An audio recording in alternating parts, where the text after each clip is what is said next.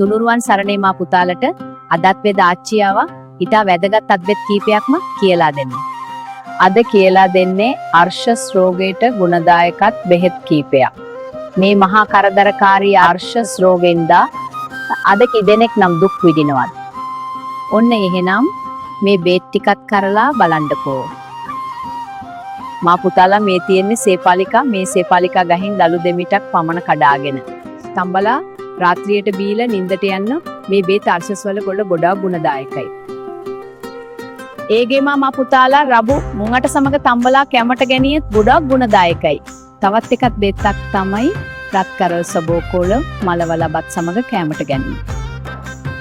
මේ බෙහෙත් තුලින් අර්ශස් රෝගයට සුවය ලැබෙන බව අපේ පුරාණ වෙද පොත්වල තියෙනවා. වෙනත් විවිධ ලෙඩ රෝග තියෙන අය නම් වෛද්‍ය උපදෙස් අරගෙනම කරලා බලන්න. එහෙනම් මම අදට ගෙහින් එන්නම්. දිගටම මේ වගේ වීඩියෝ බලන්න, වේද ආච්චිව ෆලෝ කරන්න. මේ වීඩියෝ එක අනිත් අයට බලන්න, ෂෙයා කරන්න. මා පුතාලට තුනුරුවන් සරණයි.